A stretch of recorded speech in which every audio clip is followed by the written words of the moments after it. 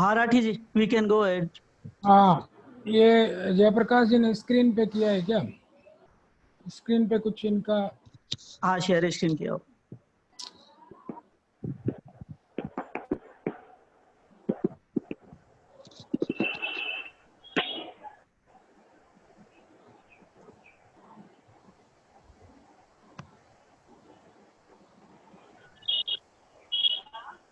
जयप्रकाश जी मेरे को सुन रहे हैं? हाँ जी, हाँ जी। मेरा शेयर स्क्रीन बंद किया तो भी चलेगा? हाँ, अभी आप, मैं इनिशिएट करता हूँ प्रोग्राम को। हाँ, स्टॉप शेयर कर देता हूँ। हाँ, आदर ने बुला आदर को। Okay okay.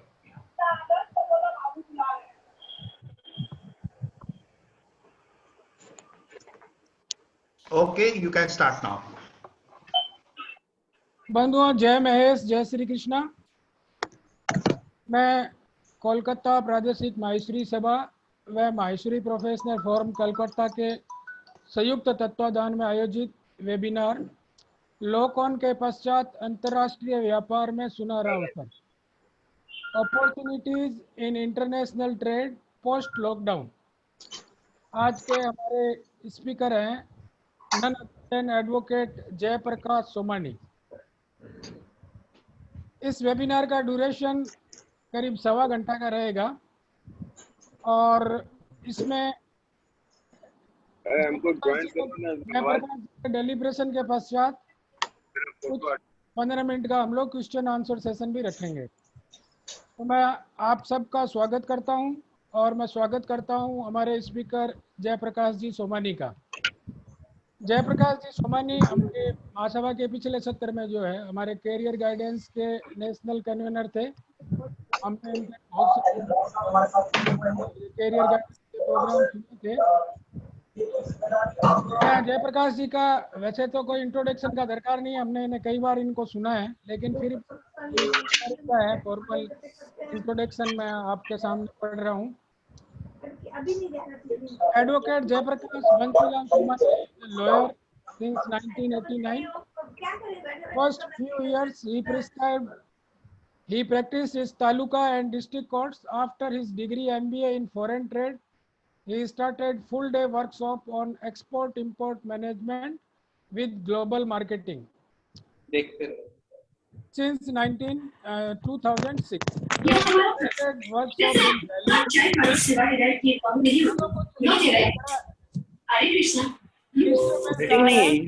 मैं पार्टिसिपेंट ऑडियंस है कि कृपया साइलेंस बना के रखें, अपने घर में थोड़ा सा जो है शांति से इसको सुनिए। He has conducted workshop in Delhi, Mumbai, Pune, Kolkata, Bangalore, Ahmedabad and many other cities also. Each workshop give boost to increase export by 50 crores.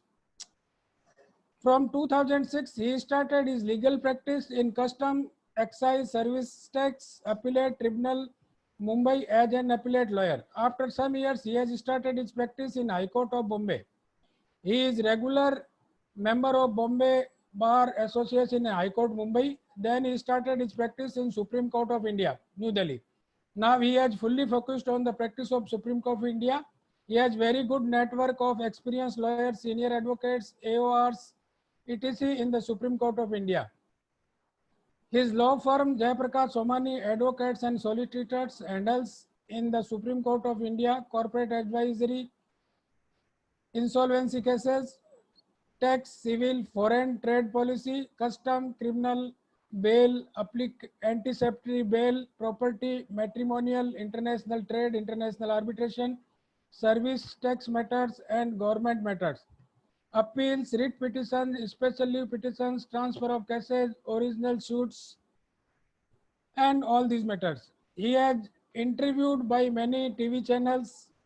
He is awarded with Priyadarshini Indira Gandhi Award at Delhi in 2015 for his national contribution. Recently, he has awarded with Global Achievers Award for educational and social work at Dubai. He has delivered more than 1,500 speeches on international business. He is panel motivational speaker on Akhil Bharatiya Maheshwari Mahasabha Bharatiya Jain Sangatana and many management and engineering colleges in Pune and Mumbai. He is advising director in Aeronica Global Exim Private Limited, Mumbai. He was chartered president of Rotary Club of Pune, Pod Road and Mahesh Professional Forum Pune. Now he is member of Rotary Club of New Delhi also. Motivating people and traveling are his hobbies. He has traveled more than 50 countries till date. His wife Shobha Jayaprakash Somani has given him immense support. She is also lawyer in Pune at Family Court on District Court. We again welcome our speaker, Advocate Sri Jayaprakash Ji Somani, and now I hand over the proceeding to him for his deliberation in next 1.25 hours. Thank you. Thank you very much. Rati ji has given my introduction, and without taking anything from me. He is very properly researched person. He researched from my website and other from my activities. And neither Ladda ji nor Rati ji asked me any of my introduction, but even though they have introduced me very well, thanks Rati ji. For better understanding, I will prefer to deliver this lecture in both the language, mixed language like Hindi, English, combined language, so that you can enjoy in mother tongue the glimpse of international trade. दोस्तों, मुझे ये बताने की खुशी होती है कि international trade के बहुत अच्छे अपॉर्चुनिटीज है, ग्लिम्स है. अपॉर्चुनिटीज के बारे में मैं तो बताऊंगा आपको, लेकिन इंटरनेशनल ट्रेड के कुछ ग्लिम्स रहते हैं जो हमको इंटरनेशनल ट्रेड की तरफ अट्रैक्ट करते हैं, वो पहले बताऊंगा. पहला जो ग्लिम्स है इंटरनेशनल ट्रेड का वो ये है कि हमारे एक एक इनवॉइस के साथ, हमारे एक एक बिल के साथ फॉरेन करेंसी विदेश से हमारे देश में आता है. 236 देश हम फोकस करते हैं और 236 देश में हमारे प्रोडक्ट और हमारे सर्विसेज एक्सपोर्ट करते हैं और 236 देश का पैसा हम हमारे देश में इकट्ठा करते हैं. और जिस देश का फॉरेन करेंसी लेवल ऊंचा होता है वही देश रिच और महान माना जाता है. इसलिए हमारा एक एक इनवॉइस भारत को समृद्ध करता है, रिच करता है. ये बहुत बढ़िया पैट्रियोटिक ग्लिम्स है इंटरनेशनल ट्रेड का. इसलिए इंटरनेशनल ट्रेड में आने की हर आदमी की, जिसको थोड़ा बहुत नॉलेज है, उसकी इच्छा होती है. दूसरा जो ग्लिम्स है वो इंटरनेशनल ट्रेड का ये है कि हम अच्छा प्रॉफिट कमा लेते हैं. हमारे देश में जो भाव मिलते हैं उससे ज्यादा हमको भाव विदेश में अच्छे मिलता है. व्यापार का एक सिंपल लॉजिक रहता है दोस्तों. अब ये महेश प्रोफेशनल फोरम का प्लेटफॉर्म है. I think more are professionals, तो मैं प्रोफेशन के ऊपर भी जाऊंगा. और पूना में हमने महेश प्रोफेशनल फोरम स्टार्ट किया था 10 साल पहले, और I was charter president of Mahesh professional forum. आज हमारे 6-7 चैप्टर है पुणे में और बहुत अच्छा काम करते हैं. तो मुझे बहुत खुशी है दोस्तों कि प्रोफेशनल लोग यहाँ पे ज्वाइन हो गए. तो मुझे ये बताना है कि अपने प्रोडक्ट है, अपने सर्विसेज है, इसका जो भाव हमारे देश में मिलता है उससे अच्छे भाव विदेश में मिलता है. जहाँ पे प्रोडक्ट का प्रोडक्टिविटी ज्यादा नहीं होता है वहां पे रेट ज्यादा अच्छे मिलता है, और जहाँ पे प्रोडक्टिविटी ज्यादा हो जाता है वहां पे रेट कॉमन नॉर्मल रहते हैं, कम रहते हैं, तो वहां से हमने परचेस करना चाहिए. और जहाँ पे प्रोडक्टिविटी कम है वहां पे हमने बेचना चाहिए. ये एकदम सिंपल लॉजिक है बिजनेस का, जिसको ये समझ में आ जाता है. और जो आदमी प्रोडक्टिविटी हाई और प्रोडक्टिविटी लो ऐसे दोनों प्लेस ढूंढते रहता है, वो बिजनेस बहुत सही ढंग से करता है, वो कभी लॉस में नहीं आता है. मेरे कुछ ओनियन के क्लाइंट हैं जो नासिक एरिया में एक्सपोर्ट करते हैं. 25-25 साल से वो एक्सपोर्ट करते हैं, एक बार भी लॉस नहीं हुआ है उनको, क्योंकि उनको वो आर्ट मालूम है, इसलिए लॉस में नहीं जाता है. इसलिए हम हमारे देश में जो भाव मिलते हैं उससे कई गुना ज्यादा भाव अच्छे विदेश में मिलते हैं. इसलिए ये सेकंड ग्लिम्स है जो हमको विदेश व्यापार की तरफ अट्रैक्ट करता है, हमको प्रोत्साहित करता है. तीसरा जो ग्लिम है एक विदेश व्यापार में, फॉरेन ट्रेड में, कि फॉरेन ट्रेड में हमको भारत सरकार के इंसेंटिव अच्छे मिलता है, बेनिफिट्स मिलता है. जैसे MIS इंसेंटिव है, ACIS इंसेंटिव है, ड्रॉबैक है, बाद में आपका MAI बेनिफिट, MDA बेनिफिट है, EEC है, असाइड बेनिफिट्स है.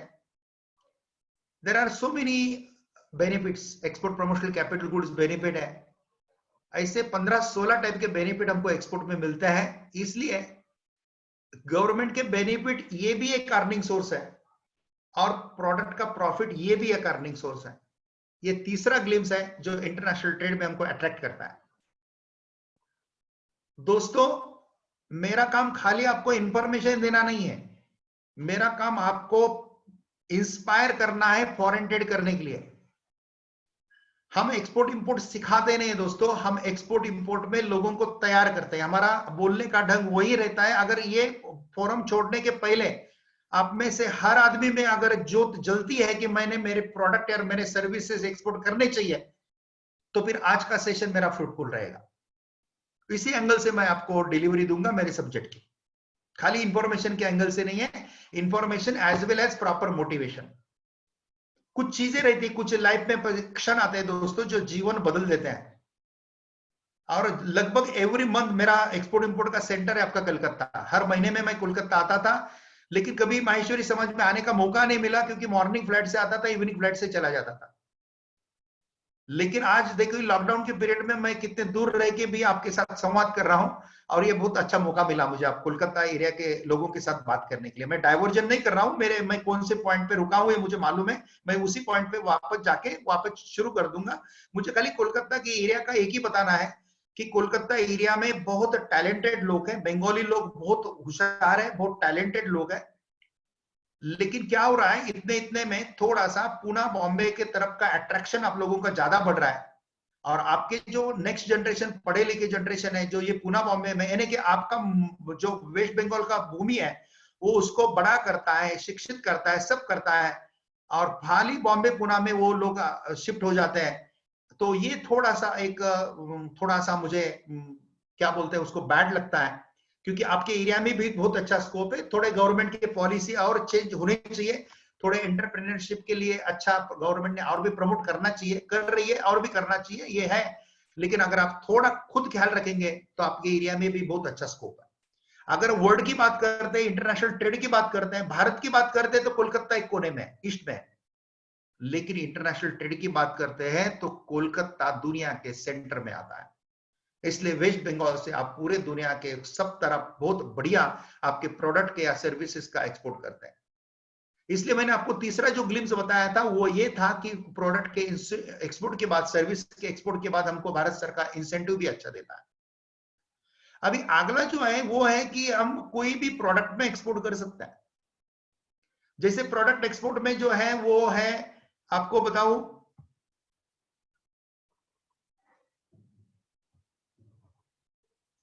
हम एग्रीकल्चर का एक्सपोर्ट कर सकते हैं,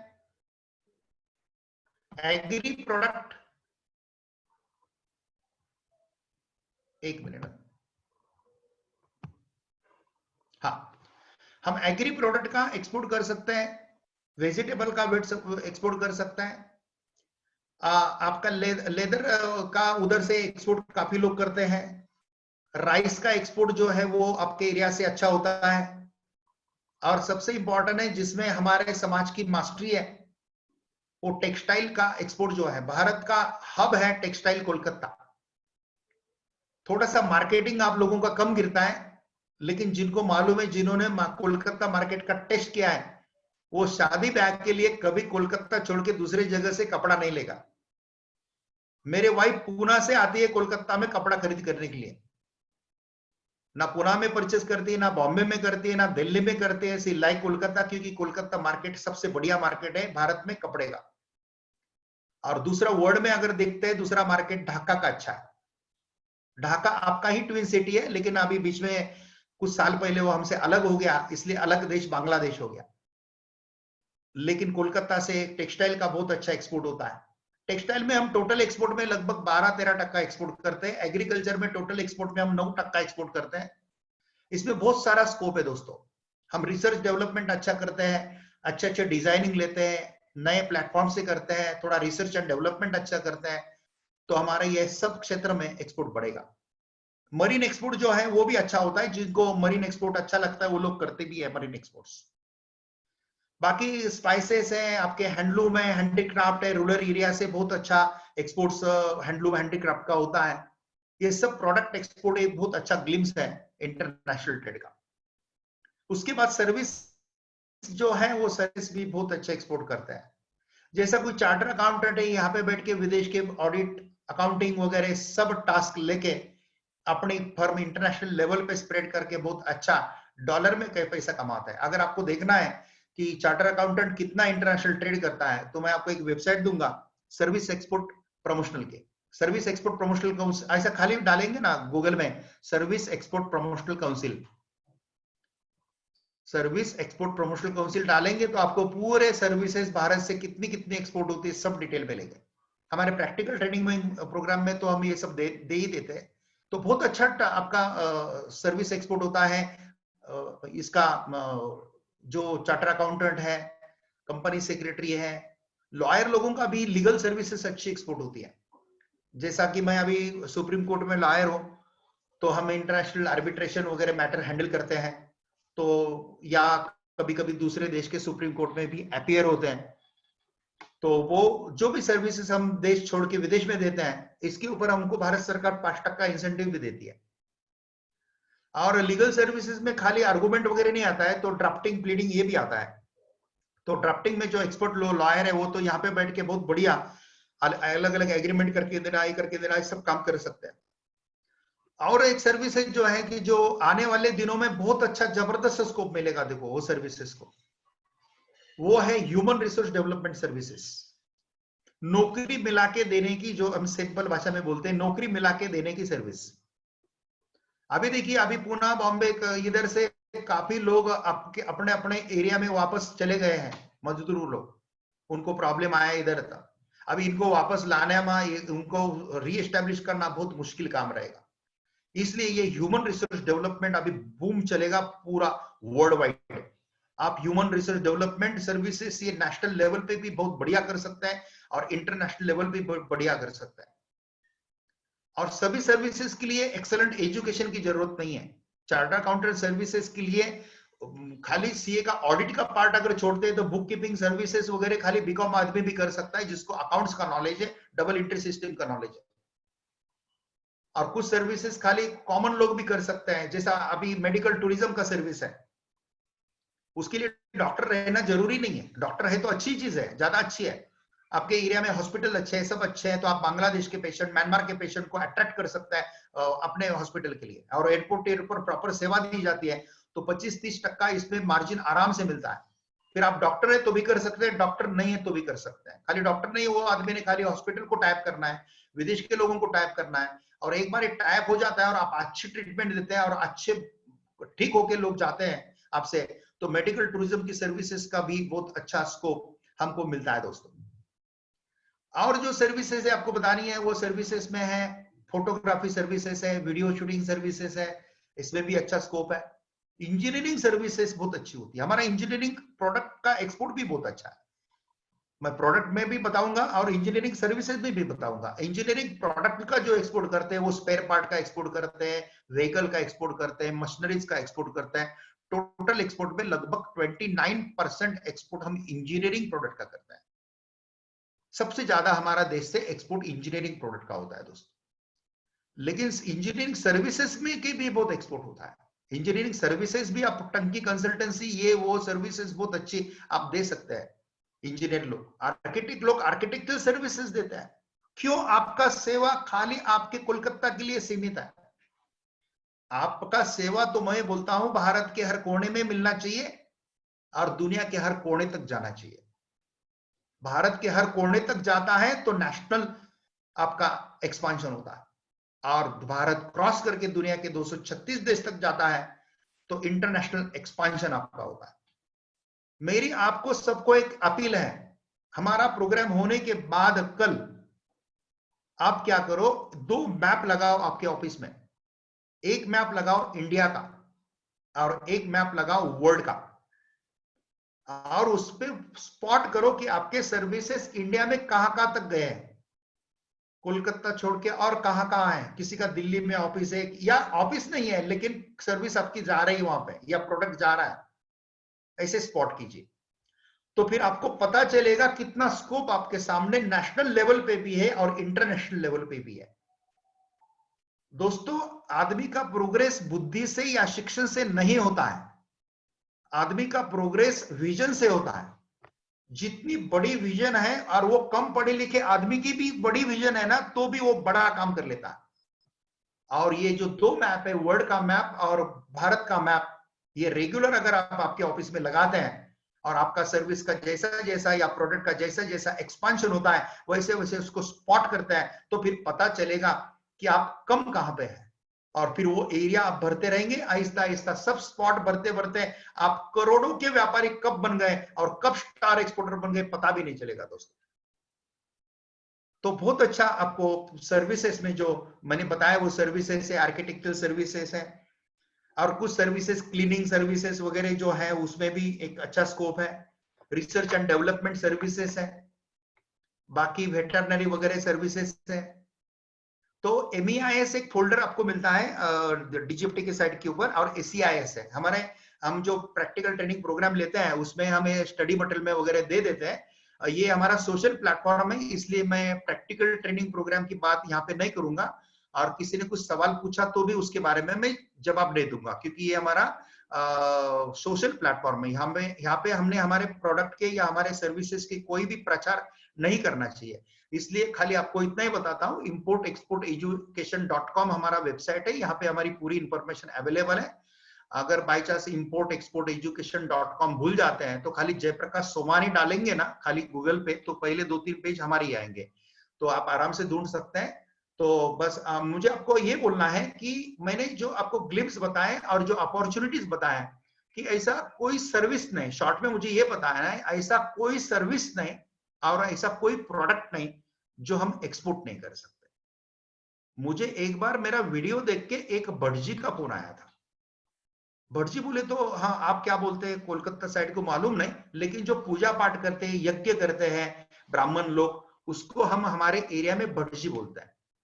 ऐसे एक भटजी का फोन आया था, बोले साहब आपका वीडियो हमने देखा, हमको बहुत अच्छा लगा, और हम हमारे जो ये पूजा पाठ की सर्विसेज है, यज्ञ कराने की सर्विसेज है, एक कर्म कांड की सर्विसेज है, क्या ये हम एक्सपोर्ट कर सकते हैं? मैं बोला बहुत बढ़िया सवाल है आपका, आराम से कर सकते हैं। इसके लिए आपको खाली एक वेबसाइट डेवलप करना पड़ेगा, वेबसाइट के ऊपर अलग अलग यज्ञ का क्या फायदा होगा साइंटिफिक ये डालना पड़ेगा, और यज्ञ का बुकिंग आप सपोज 3 महीना रहने वाले हैं अमेरिका में जाके, तो अगले 3 महीने का अमेरिका का बुकिंग आप डायरेक्ट ऑनलाइन शुरू कर दीजिए, और फिर बुकिंग होने के बाद आप 3 महीना अमेरिका में जाके रहेंगे ना, तो आप बहुत बढ़िया यज्ञ की सर्विस दे पाएंगे। खाली जैसा एरिया रहता ना वैसा आपका इंटरप्रिटेशन आपके प्रोडक्ट का या सर्विसेज का होना चाहिए, क्योंकि वहां पे उनको अगर ये समझाएंगे कि ये यज्ञ का ये साइंटिफिक कारण है, ये यज्ञ का ये साइंटिफिक कारण है, ये अगर समझाएंगे तो फिर लोग बहुत इजीली आपका बुकिंग करते हैं। और यहाँ पे बैठ के और फिर आहिस्ता आहिस्ता आपको लगता है कि भाई मैंने जापान की तरफ, चाइना की तरफ, साउथ अफ्रीका की तरफ, ऑस्ट्रेलिया की तरफ भी फोकस करना चाहिए, तो ऐसा करके आप फोकस कर सकते हैं। इसलिए दोस्तों आपकी वेबसाइट जो है, वेबसाइट रेगुलर अपडेट होनी चाहिए, रेगुलर वेबसाइट के ऊपर अपने कुछ कुछ आइटम आने चाहिए, और उसी वेबसाइट के ऊपर आप इंटरनेशनल, उसी आपका जो अभी फर्म है, जो भी फर्म है वो फर्म आपको बदलने की जरूरत नहीं है, उसी फर्म के ऊपर आप इंटरनेशनल ट्रेड की खाली जो बेसिक प्रोसीजर रहती है वो प्रोसीजर आप कंप्लीट करते हैं। जैसे कि फर्म तो आपका है, लेकिन आपका बैंक अकाउंट जो है, जो एडी बैंक में लगता है जहाँ पे फॉरेन ट्रेड चलता है, बाद में आपका IE कोड रहता है, बाद में RCMC EPC का मेंबरशिप रहता है, ऐसे बेसिक कुछ फॉर्मेलिटीज रहती है, वो होने के बाद आप किसी भी प्रोडक्ट का और सर्विसेज का एक्सपोर्ट कर सकते हैं। बाकी फेमा की फॉर्मेलिटीज वगैरह वगैरह ये अपने आप ही कंप्लीट हो जाती है, क्योंकि प्रोसीजर में जब भी हम एक्सपोर्ट करते हैं तो हर एक्सपोर्ट के बाद एक कंसाइनमेंट जाने के बाद उसका GR फॉर्म हम बैंक को सबमिट करते हैं। इंपोर्ट करते समय हम एक GR फॉर्म बैंक को सबमिट करते हैं, ये फेमा फॉर्मेलिटी रहती है। तो अपने आप ही भारत सरकार के पास रिकॉर्ड रहता है हम कितना भारत से फॉरेन में फॉरेन करेंसी आ रहा है, और भारत से कितना फॉरेन करेंसी बाहर जा रहा है, और बाहर से कितना आ रहा है। इसके लिए ये सब प्रोसीजरल सेट है। भारत के अलग अलग डिपार्टमेंट बहुत अच्छा हेल्प करते हैं दोस्तों। कस्टम डिपार्टमेंट है, डीजीएफटी डिपार्टमेंट है, जीएसटी डिपार्टमेंट है। जीएसटी तो फॉरेन ट्रेड में बेनिफिट में आता है दोस्तों। हम जब सप्लायर से माल लेते हैं तो जीएसटी भरते हैं, और जब विदेश में माल हम एक्सपोर्ट करते हैं तो भारत सरकार हमको जीएसटी वापस दे देता है। तो जीएसटी हमारे एक्सपोर्ट्स के बेनिफिट में आता है। जीएसटी नॉमिनल कुछ 0.1% वगैरह आपको जीएसटी खाली एक्सपोर्ट्स के लिए एप्लीकेबल है। तो ये भी एक बहुत अच्छा संस्था है। सबसे इंपॉर्टेंट है एक्सपोर्ट प्रमोशनल काउंसिल दोस्तों। ये भारत सरकार की संस्था आपको बहुत अच्छा गाइड प्रोडक्ट के लिए करते हैं। सपोज आपको एग्रीकल्चर प्रोडक्ट में एक्सपोर्ट करना है, फूड प्रोडक्ट में करना है, तो agriculture food export promotional authority, जिसको हम एपेडा बोलते हैं, ये इसकी ईपीसी है। इनके वेबसाइट के ऊपर पूरे इंफॉर्मेशन फिर वो देते हैं। उनका हम मेंबरशिप लेते हैं तो पूरा सपोर्ट मिलता है। भाई फोकस कंट्री आपके प्रोडक्ट के लिए कौन से हैं, अलग अलग कंट्री के नॉर्म्स कौन से हैं, कौन सा देश का क्या लाइसेंस कभी कभी लेना पड़ता है, और ट्रेड फेयर एग्जीबिशंस वगैरह की पूरी इंफॉर्मेशन आपको ईपीसी देती है। जैसी ईपीसी एग्रीकल्चर में है वैसी ही ईपीसी टेक्सटाइल में है। अभी मुझे बताइए कि आप में से कुछ लोगों के क्लाइंट होंगे, आप प्रोफेशनल फोरम का सब ग्रुप है, एक आधे बाहर से भी आए होंगे, क्योंकि मैंने थोड़े नेशनल लेवल के ऊपर भी ये डाल दिया था आज का, हमारे नेशनल लेवल के पैनल के ऊपर भी आज का मीटिंग का, तो बाहर से भी कोई एक आधा ज्वाइन हुआ होगा। तो मुझे ये बताइए कि आप में आपका जो क्लाइंट टेक्सटाइल का ट्रेडिंग करता है, टेक्सटाइल का बिजनेस करता है, क्या उन्होंने कभी टेक्सटाइल एक्सपोर्ट प्रमोशनल काउंसिल की वेबसाइट देखी है? कभी टेक्सटाइल एक्सपोर्ट प्रमोशनल काउंसिल में जाकर विजिट किया है? वो देखिए ना दोस्तों। अगर आप 3 पीढ़ी से अगर टेक्सटाइल का बिजनेस करते हैं, खाली कोलकाता के लिए या कोलकाता के एरिया के लिए करते हैं, तो ये आने वाले जनरेशन ने थोड़ा सा इसको और फोकस करना चाहिए दोस्तों। आने वाला जमाना बहुत बहुत बहुत बहुत अलग है, और आप घर पे बैठ के चाहिए वो बिजनेस कर सकते हैं। अभी तो दुकान खोलने की भी जरूरत नहीं है मार्केट में। आपका कौन सा पार्क स्ट्रीट एरिया है, पार्क स्ट्रीट एरिया में सपोज कपड़े का दुकान खोलना है तो भाड़ा कितना लगेगा? तो भाड़ा लगेगा मेरे ख्याल से 50,000 रुपया, 1 लाख रुपया। फिर फर्नीचर करो, फिर कामगार रखो, फिर वो दुकान चलेगा नहीं चलेगा कितना, ये क्वेश्चन मार्क है। अभी टेक्नोलॉजी जो बदली है वो बदली टेक्नोलॉजी में आप घर में बैठ के एक आधी वेबसाइट पे टेक्सटाइल का पूरा दुकान खोल सकते हैं, और आपको स्टॉक रखने की भी जरूरत नहीं है। आप खाली बड़े बड़े होलसेलर से अगर टाइप रखते हैं और ऑनलाइन पूरी ऑर्डर आप ले लेते हैं और ऑनलाइन आ जाते हैं, ऑनलाइन ऑर्डर आ जाता है, आपका पेमेंट गेटवे से पेमेंट हो जाता है, और आप खाली डिस्ट्रीब्यूटर को वो ऑनलाइन माल ऑर्डर दे देते हैं, उसका पैसा ट्रांसफर करते हैं, उसको अपना पैकिंग मटेरियल भेज देते हैं, और कुरियर वाले को फोन करते हैं तो कुरियर वाले वहां से उठा के विदेश के डेस्कटॉप तक पहुंचा देता है। इतनी परफेक्ट सिस्टम है। परफेक्ट सिस्टम लगाने के लिए थोड़ा सा देर लगता है दोस्तों। एक बार लग गई ना दोस्तों तो 5-6 महीने में फिर आप बहुत राज करते हैं, और फिर कितना भी कर सकते हैं ना। यानी कि इमिटेशन ज्वेलरी का वेबसाइट बना सकते हैं आप,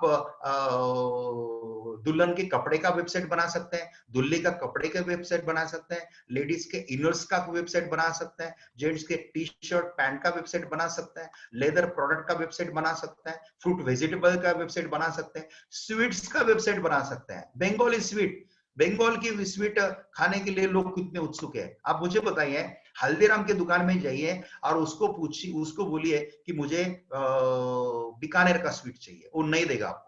वो बोलेगा ये हल्दीराम का दुकान है, यहाँ पे बीकानेर का स्वीट नहीं मिलता है। आप बीकानेर के दुकान में जाइए, उसको बोलना मुझे हल्दीराम का स्वीट चाहिए, वो बोलेगा यहाँ पे नहीं मिलता है।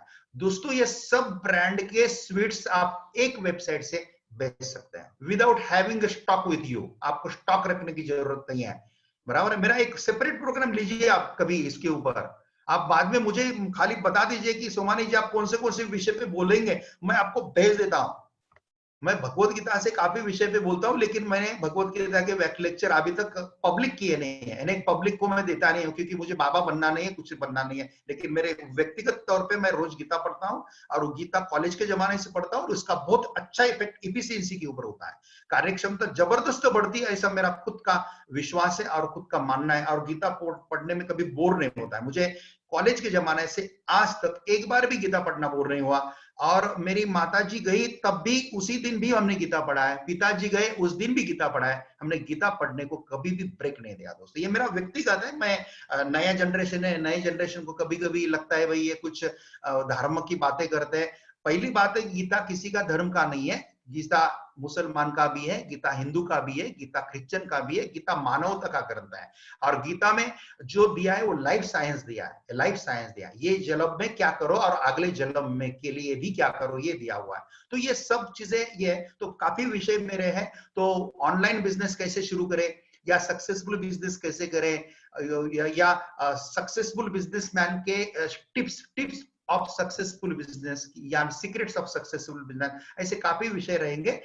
कंटिन्यू मत लो मेरे लेक्चर्स, अभी 6 महीना गैप होने दो, 6 महीने अलग अलग लेक्चर्स को बुलाओ, 6 महीने के बाद वापस एक आधा रिपीट करो मुझे ये करके, कोई प्रॉब्लम नहीं है। तो बहुत अच्छा है, फॉरेन ट्रेड बहुत इजी है दोस्तों। 8वीं फेल 10वीं फेल लोग भी 200 करोड़ का 100 करोड़ का एक्सपोर्ट हमारे देश से करते हैं। और प्रोफेशन करते करते हम बिजनेस नहीं कर सकते, ये किसने बोला, ये मुझे समझ में नहीं आता है। मुझे ऐसा क्यों लगा। अभी मैं लॉयर हूं दोस्तों, लेकिन तो भी मैं बिजनेस करता हूं। खाली ठीक है, मैं मैनेजिंग डायरेक्टर नहीं हो सकता किसी कंपनी का, मैं चीफ एग्जीक्यूटिव डायरेक्टर नहीं हो सकता, but I can be a non executive director. मैं नॉन एग्जीक्यूटिव डायरेक्टर 4 कंपनी का हूं। चारों कंपनी हमने एडवांस पेमेंट पे ही सेट की हुई है। आप यकीन नहीं करेंगे, 25 साल से हम बिजनेस करते हैं, एक पैसा भी बैंक का लोन बिजनेस के लिए नहीं है। शुरू में लिया था हमने, सीसी लिया था, टर्म लोन लिए थे, लेकिन 3 साल बिजनेस सेट होने के बाद हमने सब लोन बंद कर दिए और बैंक में डिपॉजिट रखना शुरू कर दिए। अरे हम मारवाड़ी समाज के लोग हैं, हमारा काम बैंक का खड़ा करना है, हमको हमारे फाइनेंस इंस्टीट्यूशन खड़ा करना है। हमारा काम परमानेंट हाथ फैलाना नहीं है बैंक के सामने है दोस्तों। ये तो शिक्षण हमको हमारे पूर्वज ने ही दिया है। अगर बदलते हुए शिक्षण में अगर आपको ऐसा लगता है कि लोन लेना और कर्जे का डोंगर करना देख दिमाग पे और वो पेल नहीं पाते, फिर इंसॉल्वेंसी के लिए जाना, ये गलत है दोस्तों। मैं इंसॉल्वेंसी प्रोफेशनल खुद हूं, और मेरे कुछ एक आधे लेक्चर आप रखिए, how to avoid insolvency of the firm. कोई फर्म अगर डेप में जाता है, आप चार्टर अकाउंटेंट कुछ लोग होंगे ना, आप आपके कस्टमर के लिए मेरा एक अलग प्रोग्राम लो, how to avoid insolvency. Marketing powerful कैसा बढ़ाएंगे, प्रॉफिट पे कैसे लाएं, आहिस्ता आहिस्ता हर लोन आप क्या करो, नील करो। लोन मांगने के लिए बाकी लोग हैं ना, हम तो लोन देने की कैटेगरी में आने वाले लोग हैं। हम तो बैंक का खड़ा करने, फाइनेंस देने वाले लोग हैं। हमारे पूर्वज ने राजस्थान से आए थे, वेस्ट बंगाल में, महाराष्ट्र में, इधर उधर, क्या शिक्षण था उनका, मुझे बताइए ना। उनका शिक्षण 7वीं था, 8वीं था, लेकिन उन्होंने कितना बढ़िया बिजनेस किया। उस समय वो धर्मशाला को इधर उधर कितना डोनेशन देते थे। आज हम इतनी पढ़ाई लिखाई करके अगर डोनेशन दे नहीं पाते हैं, कुछ नहीं कर पाते हैं, तो समझना हम थोड़े कमजोर हो रहे हैं। हमने हमारा जो राजस्थानी का जो डीएनए था ना, वो किधर खो गया है। नहीं खोना चाहिए दोस्तों। मेरे कंपनी लॉ में, भारत के जो कंपनी लॉ है, वो कंपनी लॉ में एक लाइन है दोस्तों। जब मैं लॉ में था ना, ये लाइन ने ही मेरे जीवन में क्रांति कर दिया है। वो लाइन बताता हूं, कंपनी लॉ में एक लाइन है, a man can be a director of 20 companies at a time.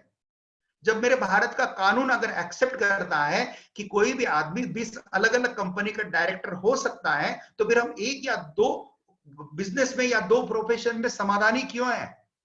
अगर हमको चेतना, हमको अगर प्रेरणा भगवान ने दी है, हमारे माँ बाप से डीएनए में हमको इतना एंटरप्रेन्योरशिप मिला है हमारे समाज के लिए, तो हमने इसका बहुत गौरवशाली तरीके से विकास करना चाहिए दोस्तों। ऑलरेडी माहेश्वरी समाज वेस्ट बंगाल में बहुत अच्छा प्रगति कर रहा है। वेस्ट बंगाल का जो इकोनॉमी है, इकोनॉमी में आपका बहुत बड़ा योगदान है दोस्तों, लेकिन और भी वो बढ़ाने की जरूरत है। और आने वाला जो समय है, वर्ल्ड बैंक ने भी बता दिया, कोविड के बाद का जो समय है, इस समय में हर जगह पे डिमांड बहुत ज्यादा आने वाला है, लेकिन सप्लाई करते समय थोड़ा प्रिकॉशंस लेना है। पैसा डूबने के चांसेस हैं, क्योंकि कंगाल काफी पार्टी होने वाली है, इसलिए एडवांस पेमेंट पे बिजनेस करना, ये थोड़े प्रिकॉशंस लेना है। और सबसे इंपॉर्टेंट जो है वो, आप एक एरिया फोकस करके बिजनेस या सर्विस करते हैं, उसको थोड़ा सा डिफोकस कीजिए, मल्टी डायमेंशन कीजिए, 360 डिग्री से आप बिजनेस कीजिए। आप इतना ही एक स्कोप रखें, एकदम सिंपल लैंग्वेज में। मैं मैनेजमेंट का ग्रेजुएट हूं, तो भी मैनेजमेंट की भाषा में नहीं बोलूंगा आपको, एकदम सिंपल लैंग्वेज में, लेमैन की भाषा में बोलूंगा। इतना सिंपल गोल रखिए कि आपका प्रोडक्ट और आपके सर्विसेज भारत के हर कोने तक पहुंचनी चाहिए और दुनिया के हर कोने तक पहुंचनी चाहिए। तो अपने आप ही भारत का नक्शा और वर्ल्ड का नक्शा जो है आपका पूरा भर जाएगा दोस्तों। अगर वो होता है तो जरूर मुझे खुशी होगी। आप नक्शा लगाने के बाद जरूर मुझे उसका फोटो निकाल के भेजिए, तो मैं समझूंगा सही में आपने भारत का नक्शा, वर्ल्ड का नक्शा लगाया है और वो ढंग से आपका काम चालू है। मेरे बोलते समय मेरे से कुछ अगर गलती से कुछ ऐसा शब्द निकला होगा कि आप में से कोई हर्ट हुआ होगा, तो मैं क्षमा चाहता हूं। मुझे किसी का हर्ट करने का कोई उद्देश्य नहीं था, मुझे खाली आपको इंस्पायर करने का उद्देश्य था। कुछ जगह पे अगर मैं थोड़ा कड़क भी बात किया तो खाली आपका इंस्पायरेशन लेवल बढ़ाना, इतना ही मेरा पर्पस था। तो मेरे ओर से मैं यहाँ पे अभी मेरा संभाषण थोड़ा सा स्टॉप करता हूं और मैं अभी क्वेश्चन आंसर्स के लिए आप माइक वापस राठी जी के पास देता हूं। जो भी क्वेश्चन आएंगे मेरे अल्प ज्ञान के हिसाब से मैं आपको उत्तर देने की कोशिश करूंगा।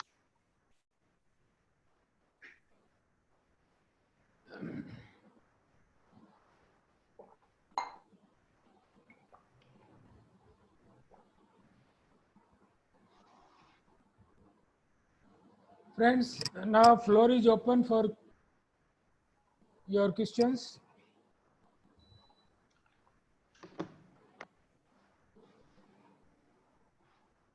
मैं सबको देख रहा हूं दोस्तों, सबको देख रहा हूं, क्योंकि मैंने ऑडियंस गैलरी व्यू पे डाला है। मैं सबको देख रहा हूं।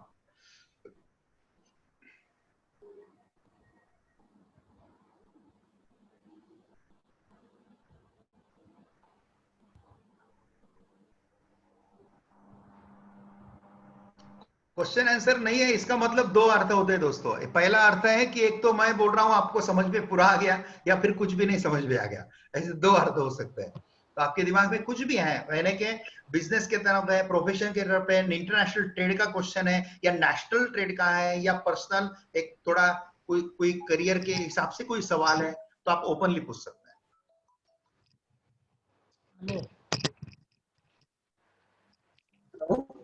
अच्छा, यस सर।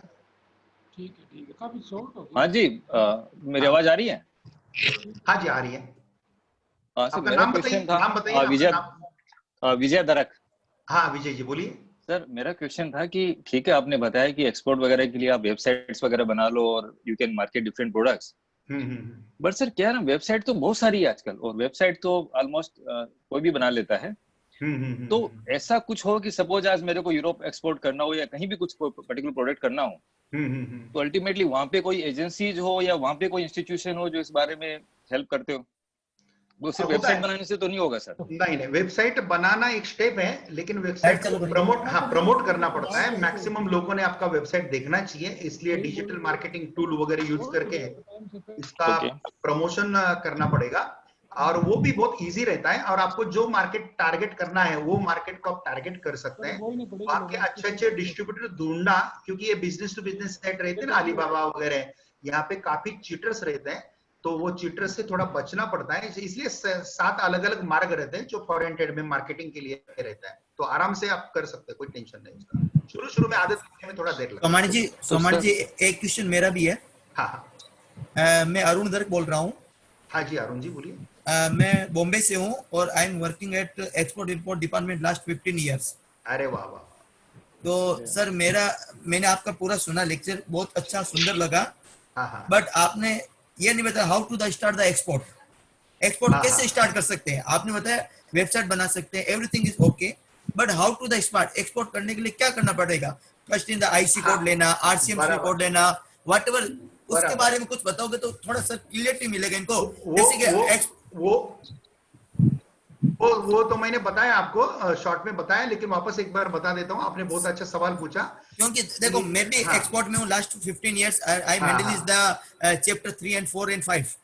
यस। और मुझे खुशी है अरुण जी कि आप बॉम्बे से ज्वाइन किए हैं, बहुत अच्छा लग रहा है। मैं ना सर आपका स्पेशली आपका नाम सुना है, कभी लेक्चर सुना नहीं है, बट आज स्पेशली आपका लेक्चर सुनने के लिए आया हूं मैं।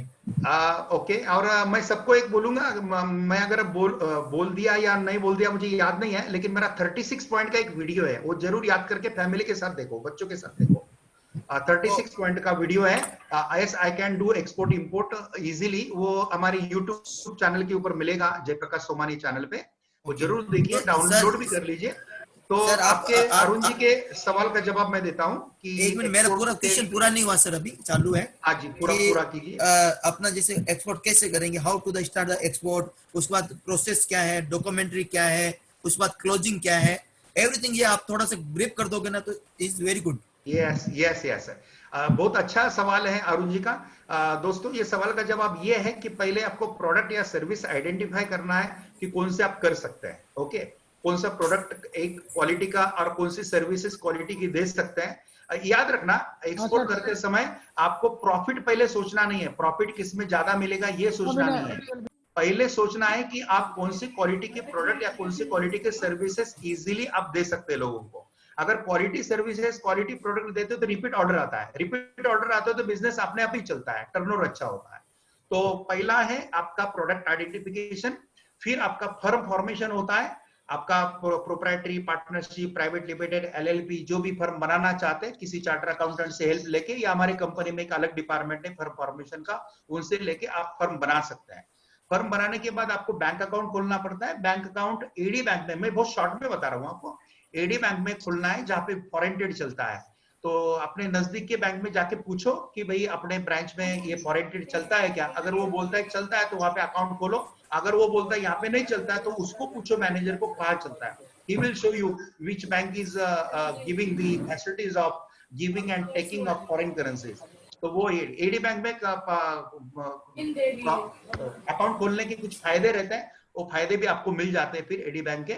फिर बाद में आपको एक्सपोर्ट इंपोर्ट का लाइसेंस लेना पड़ता है, आईई कोड, वो बहुत इजी है, खुद निकालेंगे तो 10-15 मिनट में आप ऑनलाइन निकाल सकते हैं। 400-500 रुपए खर्चा आएगा। एजेंट के थ्रू निकालेंगे तो 5-1000, 10,000, अगर ईमानदार एजेंट है तो 5-10 हजार लेगा, लेकिन कभी कभी बेईमान एजेंट है तो 30,000 भी लेता है। आई कोड के बाद एक्सपोर्ट प्रमोशनल काउंसिल का सर्टिफिकेशन रहता है, आरसीएमसी। आप जिस कैटेगरी में बिजनेस करना चाहते हैं उस ईपीसी का मेंबरशिप लेते हैं। उसके बाद है बायर ढूंढना विदेश में, बायर ढूंढ के उससे ऑर्डर लेना, ऑर्डर लेने के बाद माल खुद का बनाना या प्रोक्यूट करना, उसके बाद माल का पैकिंग बिकिंग करना, भेजने के पहले क्वालिटी इंस्पेक्शन करवाना, सीएचए वगैरह इसमें सब हेल्प करता है, ट्रांजिट इंश्योरेंस वगैरह, जीएसटी क्लियरेंस, फेमा फॉर्मेलिटी सब होने के बाद एक लास्ट स्टैंप लगता है कस्टम का, लेट एक्सपोर्ट ऑर्डर।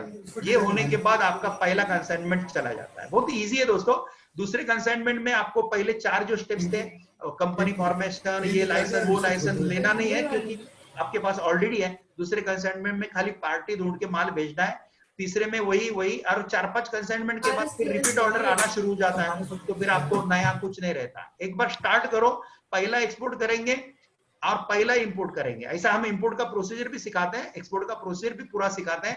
तो ये पूरा प्रैक्टिकल ट्रेनिंग की व्यवस्था आपके लोगों की होती है। आप खाली वेबसाइट पे जाइए www.importexporteducation.com पे, और आप दुनिया भारत के किसी भी कोने में बैठ के काम कर सकते हैं और बहुत अच्छा ये कर सकते हैं। खाली मैं इतना बताया कि डरिए मत, क्योंकि 8वीं फेल 10वीं फेल अगर सक्सेसफुली बिजनेस कर सकता है तो फिर हम क्यों नहीं कर सकते। और कुछ डिफिकल्टी आती रहती है, वो डिफिकल्टी लोग कैसे फंसाते हैं, चीटिंग कैसा होता है, ये अभी अरुण जी 15 साल से एक्सपोर्ट इंपोर्ट में, इनको काफी एक्सपीरियंस होगा कि कैसे लोग शेंडी लगाने की कोशिश करते हैं। लेकिन हम अगर सावधान हो जाते,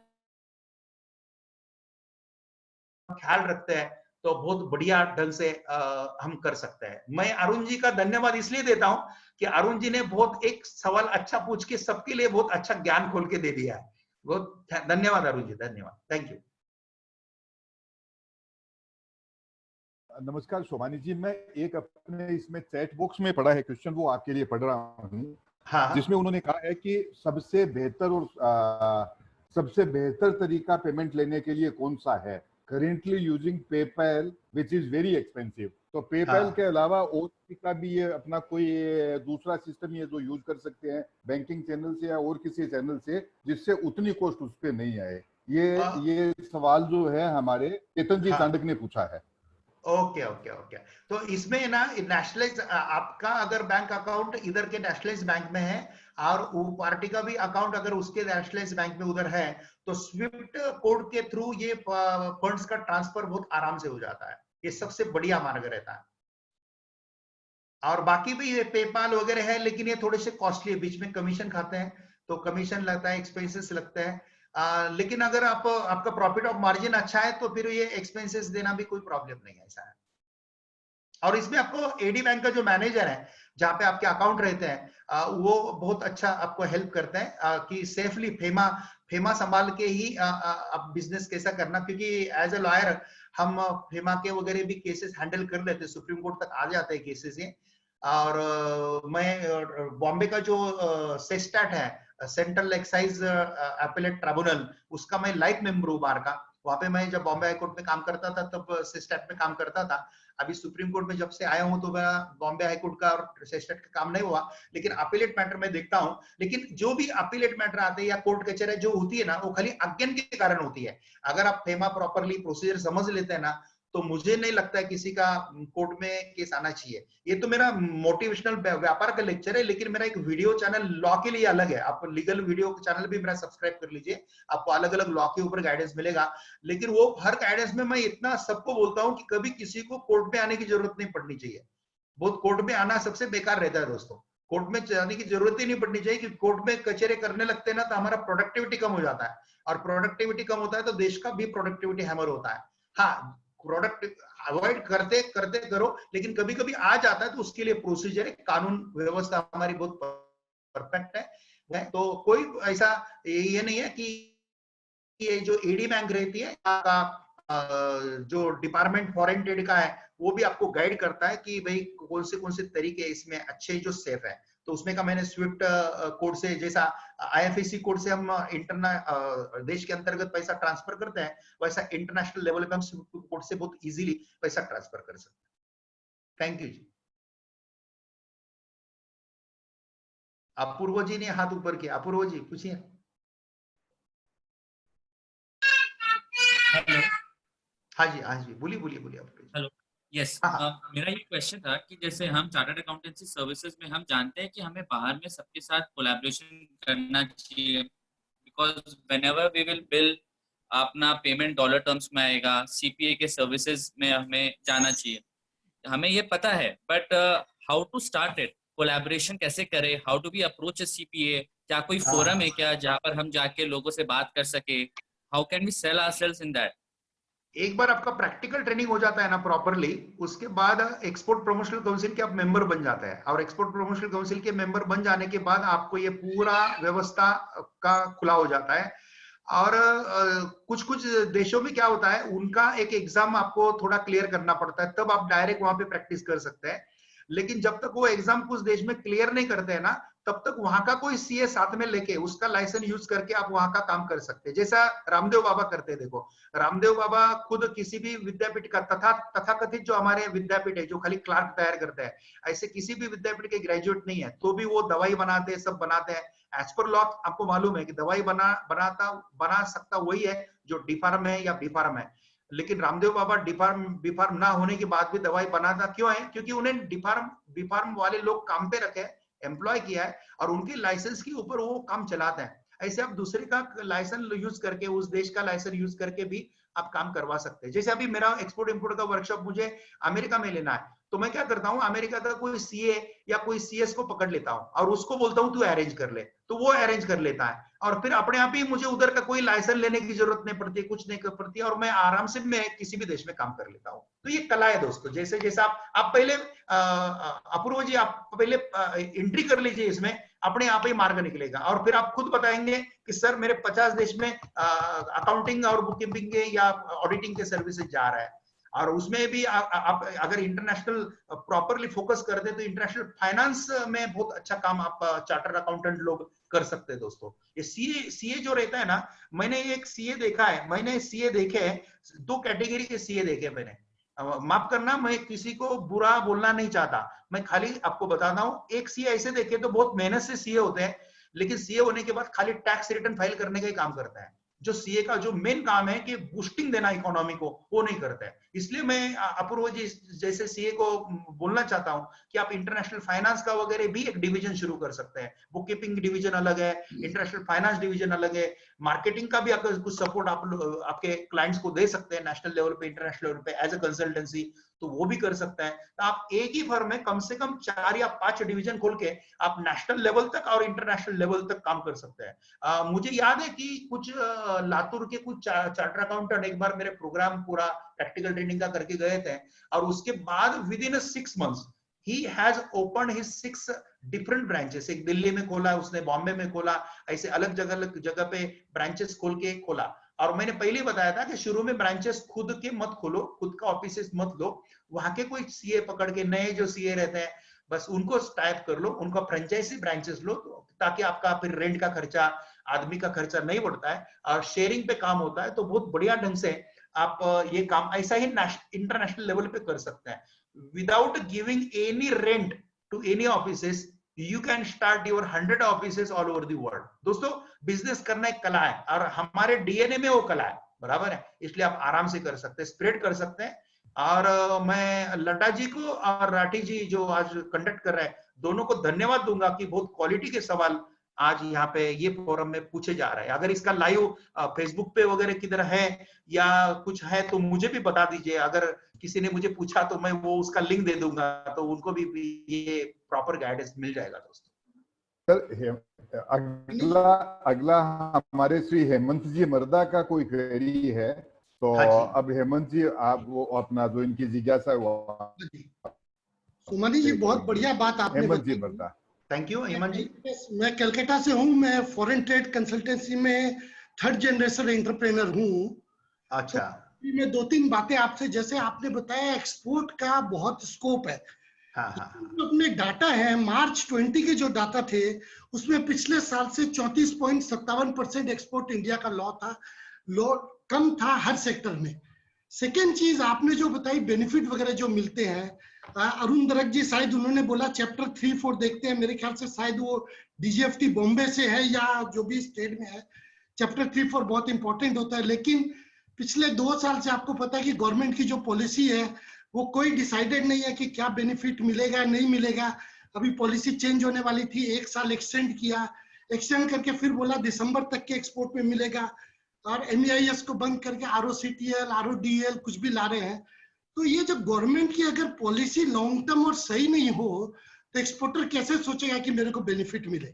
सेकेंड चीज जो आपने बताई कि भाई जो इजीली जो चीज होती है बहुत इजीली होती है, कलकत्ता से बहुत अच्छा स्कोप है, पर प्रैक्टिकल पर्पज में कलकत्ता की DGFT की जो साइट है वो आज 2 साल से अपडेट भी नहीं हुई है, उसमें जो पुरानी चीजें 1 साल पुरानी रहती है। तो ये सेक्टर कैसे इंक्रीज कर सकता है? ये थोड़े से टेक्निकल सवाल पूछ लिया बिकॉज मैं इसी फील्ड से हूँ टोटली, इसीलिए आपसे पूछ लिया। और मैं एक तो जवाब आपको दूंगा, आप 3rd जनरेशन एक्सपोर्ट में कंसल्टेंसी में है, यही प्रूव करता है कि एक्सपोर्ट में क्या स्कोप है। ओके, तो यहाँ पे एज ए लॉयर मैंने आपका ही पॉइंट आपको क्लियर कर दिया है। और दूसरा बहुत अच्छा सवाल आपने पूछा कि इसके मैं अब देता हूं कि भाई कोई भी कंट्री का जो विकास होता है वो कंट्री के विकास के लिए दोनों जो पैर रहते हैं, यानी कि चक्के रहते हैं गाड़ी के, वो एक रहता है व्यापारी की या बिजनेसमैन की इफिशियंसी और दूसरा रहता है गवर्नमेंट का सपोर्ट, बराबर है। व्यापारी अगर इफिशियंसी पूरी इफिशियंसी काम करता है और गवर्नमेंट भी प्रॉपर सपोर्ट देता है तो फिर ये परिणाम बहुत अच्छा चलता है। जैसा चाइना में होता है, चाइना के गवर्नमेंट ने उनको एसीजेड, चाइना वैसा तो बहुत खराब है, कभी चाइना के ऊपर बात करेंगे तो आपको पूरी डिटेल में समझ जाएंगे, लेकिन चाइना का तो मैं बाकी का छोड़ दूंगा। खाली एसीजेड से जो डेवलपमेंट हुआ है उनका रीजन वही है कि उन्होंने बहुत अच्छा सपोर्ट उद्योग को दिया है। और जो उद्योग वहां पे गए ओरिजिनल चाइनीज लोग होशियार नहीं है, ओरिजिनल चाइनीज लोग चीटर है, मंद बुद्धि के हैं, ऐसे ही लोग हैं, शॉर्टकट माइंडेड है। लेकिन जापान के कुछ उद्योग, कोरिया के कुछ उद्योग, भारत से कम गुजरात से ही 400 से 500 उद्योग इधर गए हैं, चाइना में एसीजेड में गए और उन्होंने इफिशियंसी से काम किया, इसलिए चाइना का डेवलपमेंट बहुत अच्छा हुआ। हम हमारे एरिया में पहले बार हर आदमी ने 12-12, 13-13 घंटा काम करने की क्षमता अगर रखते हैं और गवर्नमेंट भी वैसा सपोर्ट देता है तो बहुत अच्छा है। तो आप बोल रहे हैं तो मुझे बहुत दुख हुआ है, मैं तो डीजीएफटी को इंटीमेट करूंगा जरूर, क्योंकि डीजीएफटी की साइट अभी गवर्नमेंट के कुछ साइट तो रात को 3 बजे भी अपडेट होती दिखाई दे रही है, तो फिर कोलकाता के डीजीएफटी का जो साइट है ये अपडेट क्यों नहीं हो रहा है, ये देखना चाहिए। और इसका रिस्पॉन्सिबिलिटी हम नहीं दे सकते।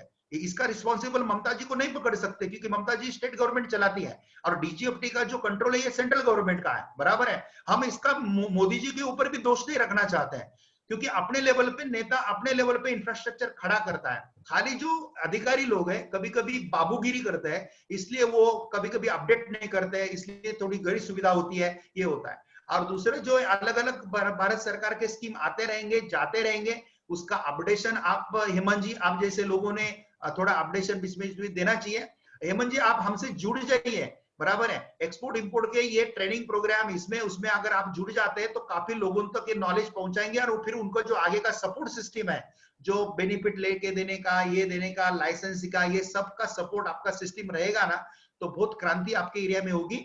अभी थोड़ा सा मैं टेक्निकल बात ये करूंगा। बहुत अच्छा सवाल है, पॉइंट हेमंत जी ने उठाया है, इसके बारे में मैं बताऊंगा कि 100, 150, 200 मैक्स टू मैक्स 200 किलोमीटर के रेंज में आईसीडी हमारे देश में होना चाहिए दोस्तों, इनलैंड कंटेनर डेपो। लेकिन आज अवस्था ऐसी है कि 700-800 किलोमीटर के रेंज में आईसीडीज है, कभी कभी 1000 किलोमीटर के बीच में भी आईसीडी नहीं मिलता है। पूरा पंजाब में एक ही आईसीडी है दोस्तों, पूरा पंजाब में एक ही आईसीडी, इसी लुधियाना कैसा चलेगा। और ये आईसीडी डेवलप करने के लिए, इसके लिए उसके लिए एक्सपोर्ट डेवलपमेंट करने के लिए राज्य सरकार में और केंद्र सरकार में दोनों जगह पे फॉरेन ट्रेड का मिनिस्टर अलग चाहिए दोस्तों। फॉरेन ट्रेड का मिनिस्टर अगर अलग हो जाता है, और वो मिनिस्ट्री कैसी उसका ड्यूटी सेट करना, उसकी रिस्पॉन्सिबिलिटी कैसे सेट करना, उसको कैसा चलाना, ये पूरा मॉडल मैं दे सकता हूं। I have full experience of that. मैं पूरा भारत सरकार को या राज्य सरकार करने के लिए तैयार है, दे सकता हूं। मैं दिल्ली में ही बैठा हूं तो आराम से मैं किसी भी मिनिस्टर को मिल सकता हूं, जाके मिल सकता हूं। मैं पहाड़गंज में ही रहता हूं, इसलिए मेरा 15 मिनट के डिस्टेंस पे ही आपके पूरे मिनिस्ट्री के सब ऑफिसेस हैं। तो अलग मिनिस्ट्री अगर हो जाए, अभी क्या होता है कि कुछ मैटर फॉरेन मिनिस्ट्री के अंडर आते हैं, कुछ मैटर व्यापार बिजनेस मिनिस्ट्री के अंदर आते हैं, कुछ मैटर अलग मिनिस्ट्री के अंडर आते हैं, तो वो बीच में सैंडविच हो जाता है। इसलिए डीजीएफटी के लोगों को काम करते समय थोड़ी मुश्किल हो जाती है। लेकिन फॉरेन ट्रेड के लिए अगर मिनिस्ट्री अलग हो जाती है तो मेरे ख्याल से, और पूरा आईसीडी का वगैरह स्ट्रक्चर वगैरह करते हैं, और आईसीडी का थोड़ा प्राइवेटाइजेशन भी थोड़ा सा ठीक से करते हैं, तो बहुत बढ़िया ढंग से हमारा देश एक दुनिया का एक्सपोर्ट का हब हो सकता है दोस्तों। बस यही तो हमारा सपना है। अरुण जी डायरेक्ट कुछ बोलना चाहते हैं? Heman ji, you have asked me very nice question and give chance to elaborate my personal views on the infrastructure of India. Umar जी, यहाँ सारे कंसल्टेंट और वो सीए हैं। सर्विस एक्सपोर्ट के बारे में मैं एक क्वेश्चन जरा आपसे जस्ट आप चाहता हूँ कि सर्विस एक्सपोर्ट में जो इन लोगों को बेनिफिट मिलता है, अब गवर्नमेंट का सिर्फ लाइसेंस का ये रूल है कि आप जिस साल अप्लाई कर रहे हैं उसके पहले वाले साल में आपको 15,000 या 10,000 यूएस डॉलर का एक्सपोर्ट जरूर होना चाहिए, और उस दिन आई कोड होना चाहिए। वेरेज आज के दिन में जो आदमी करता है उसको पता नहीं। तो ये गवर्नमेंट की जो पॉलिसी है ये थोड़ी सी मतलब इस तरीके की कि आदमी जब शुरू करता है तो उसको पता चला मेरे पैसे पहले से बेनिफिट होना चाहिए। तो ये पॉलिसी में आप कोई रिप्रेजेंटेशन या कोई चीज या कुछ इसमें कुछ चेंजेस के चांसेस, क्योंकि उसको लेके सारे जितने भी सीए और वो है सर्विस एक्सपोर्ट वाले, उनके सबके इंसेंटिव खत्म हो जाते हैं। आप मुझे एक आपका रिप्रेजेंटेशन, आपके पॉइंट्स अगर लिख के भेजेंगे ना, तो मैं उसको थोड़ा और एलिब्रेट करके मिनिस्ट्री को जरूर सबमिट करूंगा। मैं तो कर दूंगा सर, मैं तो दिल्ली डीजीएफटी में रोज आते ही रहता हूँ, जब बोले मिल लूंगा आपके। हाँ श्योर, आइए। अरुण जी कुछ बोलना चाहते हैं? Arun ji okay thank you. Arun ji mike बंद है आपका, माइक। आपका माइक बंद हो रहा है अरुण जी। चालू यहाँ से कर रहे हैं होस्ट वाले। हेलो, आवाज आ रही मेरी? मेरे को सोमानी जी आपसे पूछना है एक क्वेश्चन कि अपना पहले फोकस मार्केट चालू हुआ, फिर फोकस लिंक मार्केट हुआ, फिर ये क्या नाम अभी MES चालू कर दिया, अभी ये नाम विशेष कृषि ग्रामोद्योग योजना आया था। हाँ आया, फिर सबका करके चैप्टर 3 कर दिया केवल। फिर उसके बाद में अभी ROCL का नया नाम आया, उसको भी बंद कर दिया है। 31 मार्च तक अपने को चालू करेंगे नेक्स्ट। तो ये नाम क्यों बार चेंज कर रहे हैं? बिकॉज ऑफ क्या है रीजन? कुछ नहीं, नए सरकार को कुछ तो भी नया किया ऐसा बताना है। एक्चुअली मनमोहन सिंह का जो पॉलिसी था वो अच्छा ही था, मोदी जी ने वही पॉलिसी आगे चलाया है, लेकिन उसमें थोड़े से जो focus market scheme, focus product scheme, विशेष कृषि ग्राम विद्युत योजना, इसके लिए अलग अलग एप्लीकेशन करने पड़ते थे, वो सब हटा के उन्होंने MEIS एक इकट्ठा करके दिया था। ऐसा इसलिए वो थोड़े से आपको लगता है कि अलग अलग बदलते हैं, लेकिन वो बदल अगर प्रॉपरली उसको एजुकेट करके अगर लोगों को समझाते हैं तो लोगों को फिर, और आपको मालूम है कि चार्टर्ड अकाउंटेंट लोग वगैरह बहुत फेस करते हैं, नए नए चेंजेस आते हैं, उनको वो रिटर्न फाइल करने में उनको बहुत दिक्कत होती है, ये तो फेस करते हैं। तो थोड़ा सा ये चेंजेस अगर वो 4 साल में 5 साल में एक बार करते तो ज्यादा अच्छा है, लेकिन बार बार करते तो लेकिन मेरे को सर आज तक समझ में नहीं आया कि मैं जब से एक्सपोर्ट में ज्वाइन किया तब से कुछ ही दिनों के लिए है, फिर बंद होने वाला है, यानी सब बेनिफिट बंद होने वाले हैं। ये करते मैंने 15 साल तो काम कर लिया है, तो ये आगे भी क्या एक्सपोर्ट बेनिफिट मिलेंगे या नहीं मिलेंगे? क्योंकि ये एक्सपोर्ट के जो बेनिफिट है ना, ये पुराने जमाने से चले आ रहा है। आर्य चाणक्य के जमाने में हमारा देश का सबसे ज्यादा एक्सपोर्ट होता था। आर्य चाणक्य के जमाने में हम अकेले दुनिया में 70% एक्सपोर्ट करते थे। मैं आर्य चाणक्य की बात कर, मेरे पास सब रिकॉर्ड है। आप कौटिल्य अर्थशास्त्र पढ़िए, कौटिल्य अर्थशास्त्र में पूरा प्रूफ मिलेगा आपको। और आपका तुलना इतना ही करूंगा कि उस समय भी फॉरेन ट्रेड के लिए बेनिफिट थे, अभी भी है और आगे भी रहते। कितना भी विकास होने दो, दूसरे देश का पैसा लाना, दूसरा देश की संपत्ति हमारे देश में लाना, ये बहुत बड़ा टास्क फॉरेन ट्रेड में होता है। इसलिए सरकार जरूर, हाँ, इंपोर्ट के लिए वो बंधन अलग अलग लाएगी जरूर, क्योंकि to protect our local manufacturer और लोकल ट्रेडर, इंपोर्ट में कुछ बेनिफिट बंधन जरूर लाएंगे, लेकिन एक्सपोर्ट के लिए बेनिफिट कभी बंद नहीं होंगे। खाली आपको एक्सपोर्ट के बेनिफिट का क्या होगा, चेंजेस होते रहेंगे। मुझे तो लगता है कि आपको एक्सपोर्ट का बेनिफिट जो देना चाहिए, हम क्या करते हैं एक्सपोर्ट के बेनिफिट के लिए फॉर्म भर के करते हैं।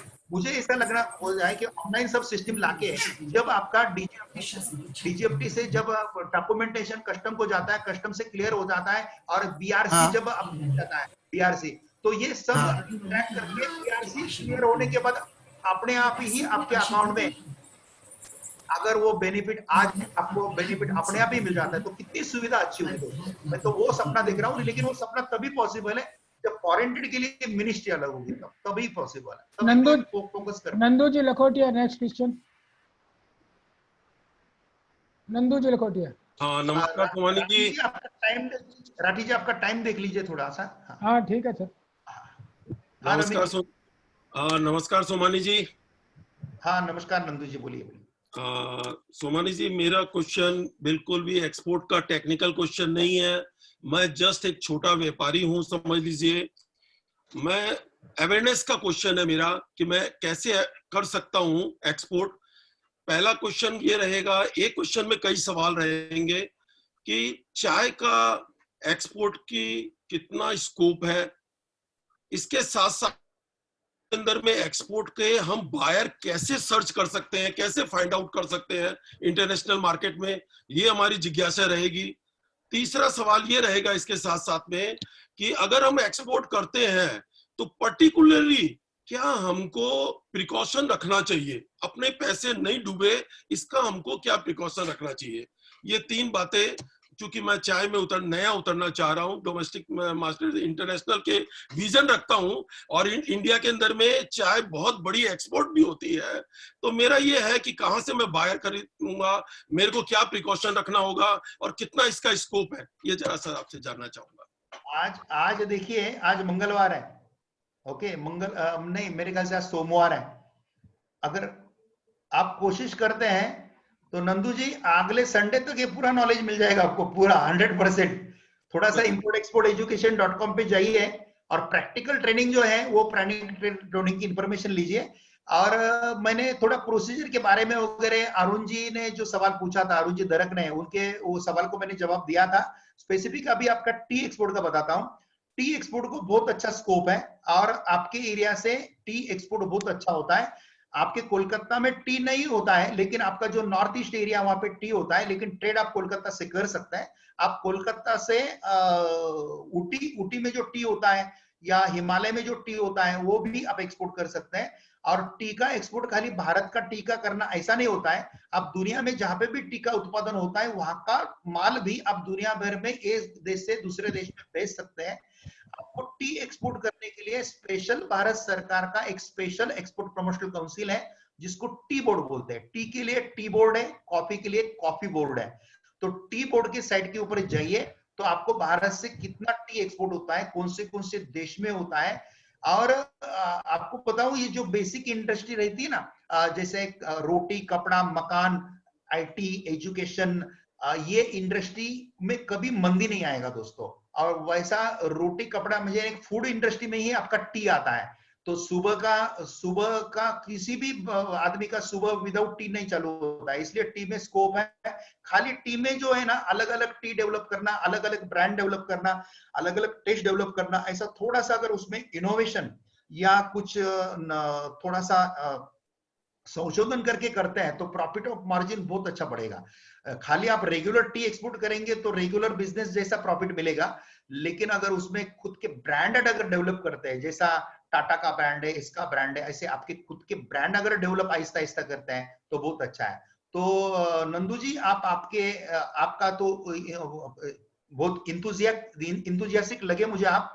और फॉरेन ट्रेड में बायर ढूंढने के लिए वगैरह बहुत इजी मार्ग है, बहुत अच्छे मार्ग है, आप आराम से ढूंढ पाएंगे। आप खाली 36 पॉइंट का जो मेरा वीडियो है, S I can do export import easily, ये वीडियो हिंदी में भी है और अंग्रेजी में भी है, दोनों भाषा में है। तो आप जो भी कंफर्टेबल है वो भाषा में आप आपके बच्चों के साथ, यानी कि अगर कॉलेज में बच्चे हैं तो उनको ये, मैं आपको माहेश्वरी समाज को मैं अपील करना चाहता हूं कि पूरा शिक्षण होने के बाद बच्चों को बिजनेस में लेना या सर्विसेज में लाना अच्छी चीज नहीं है। बच्चे जब एजुकेशन लेते हैं तभी ही उन्होंने बिजनेस में या सर्विसेज में आना चाहिए। बिजनेस करते करते अपना एजुकेशन करते करते 2-3 घंटा वो अगर बिजनेस के लिए निकालते हैं तो थोड़ा बहुत वो लोकल ट्रेड एक्सपोर्ट करते हैं, 4 पैसा भी कमाते हैं, और अर्न एंड लर्न करते करते और गलत तरीके से उनका फ्यूचर में पैसा नहीं जाएगा और बहुत अच्छे तरीके से तैयार होते हैं। मुझे बताने के लिए खुशी होती है कि मेरा पूरा शिक्षण 10वीं के बाद का ऐसा ही हुआ है। मैं 11वीं में था तभी ही मैंने पहला इनकम टैक्स का रिटर्न भारत सरकार को भरा था। I was tax payer from my 11th standard. और बहुत अच्छा, कभी मेरा एजुकेशन के ऊपर भी परिणाम नहीं हुआ। मैं बिजनेस करता गया, काम करता गया, एजुकेशन लेता गया, हर डिग्री फर्स्ट क्लास में, हर चीजें छोटे गांव से लेके दिल्ली सुप्रीम कोर्ट तक, इंटरनेशनल लेवल तक पहुंच गया।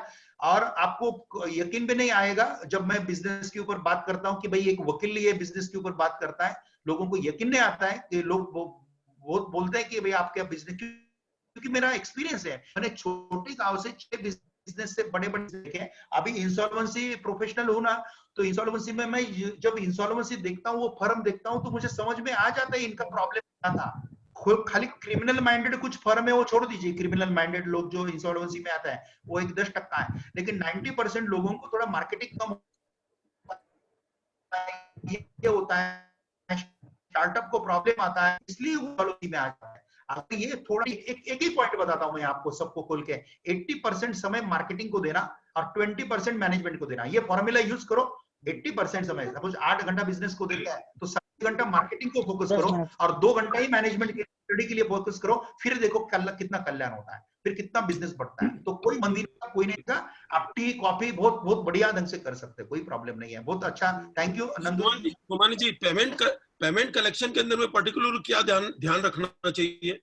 में सबसे अच्छा सिस्टम एडवांस पेमेंट रहता है, और वो एडवांस पेमेंट नया आदमी भी ले सकता है। खाली उसको ये सिद्ध करना पड़ता है कि मैं अच्छी क्वालिटी का डिस्ट्रीब्यूटर हूं, उसके लिए थोड़े पापड़ बेलने पड़ते हैं। वो एक सिस्टम सीख लेते हैं ना, तो काफी एक्सपोर्टर है जो एडवांस पेमेंट पे ही बिजनेस करते हैं। हमारे देश में टी, कॉफी, मैंगो, ये अंगूर, इनके 6-6 महीना पहले एडवांस आता है दुनिया से। मैं खाली कंसाइनमेंट के एडवांस की बात नहीं कर रहा हूँ, 6-6 महीना एडवांस लेके लोग बगीचे बुक कर लेते हैं, लेकिन वो एडवांस उनको ही आता है जो ईमानदार है। इसलिए नए आदमी को थोड़ा सा वो जो कष्ट करना पड़ता है सिस्टमेटिकली, वो अगर कर लेते हैं ना तो फिर कोई मार्केट कैप्चर करने में देर नहीं लगता है। ऐसा है, थैंक यू आराम से कर सकते हैं।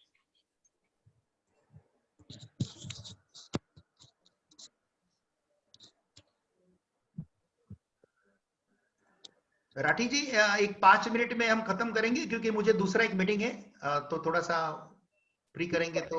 आनंद जी सोमानी ने कई देर से अपना हैंड रेज कर रखा है, तो एक आनंद जी सोमानी का अपने लास्ट क्वेश्चन ले लेते हैं।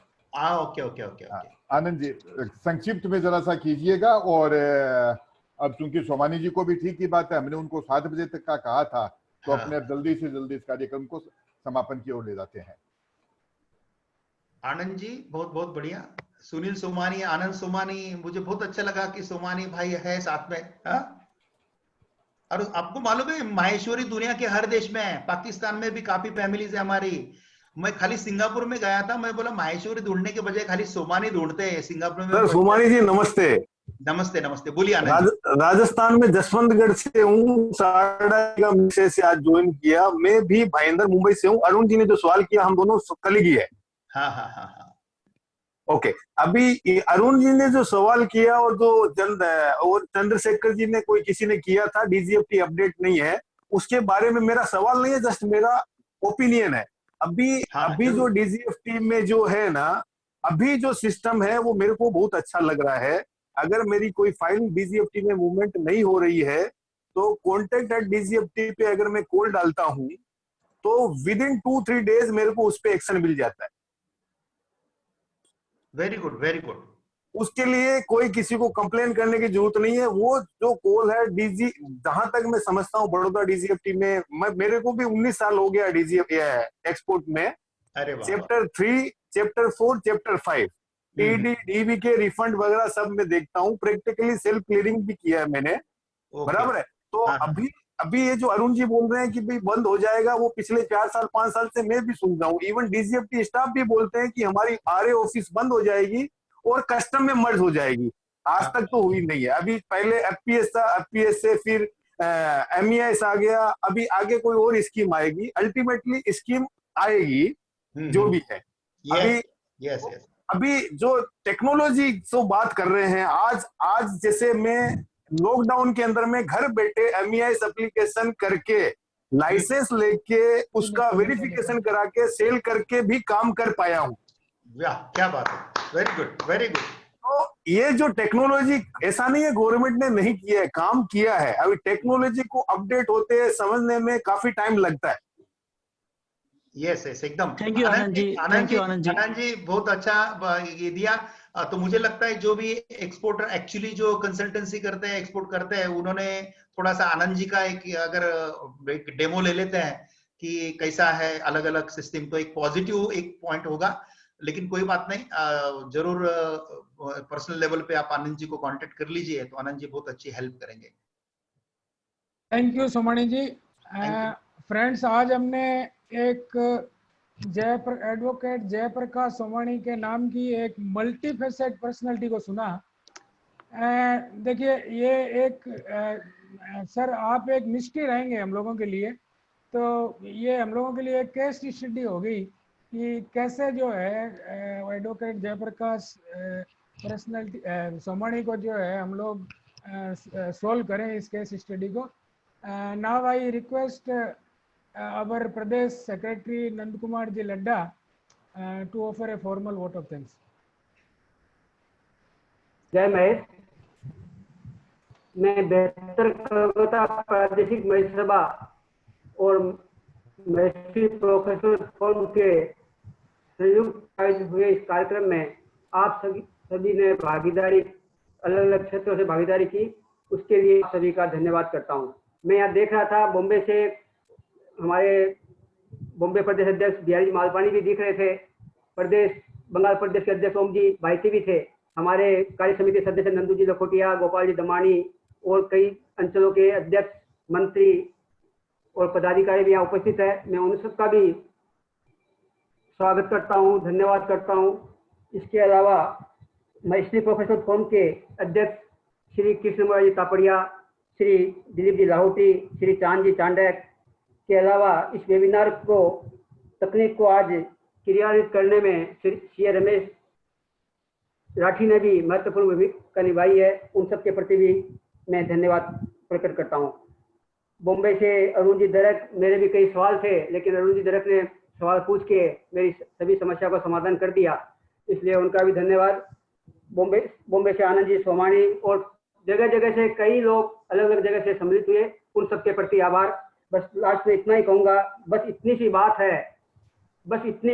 है, मुझे कुछ नहीं कहना, करते रहे आगाह हमें, हमारे शुभ चिंतक बने रहना। इन्हीं शब्दों के साथ आप सबका और विशेष करके जयप्रकाश जी सोमानी का धन्यवाद करना चाहूंगा कि उन्होंने बहुत ही सहज और सरल शब्दों में आज के अपना वक्तव्य रखा। और विशेष रूप से मैंने जब उनके फोन किया तो मैं भी एक संकोचवश कि हाँ भरेंगे नहीं भरेंगे, लेकिन उन्होंने तुरंत ही इसको अपनी सहमति दी। उसके लिए उनके प्रति पुनः आभार। आप सबको धन्यवाद, नमस्कार।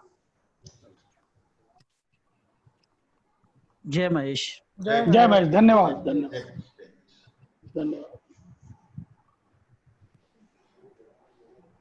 मीटिंग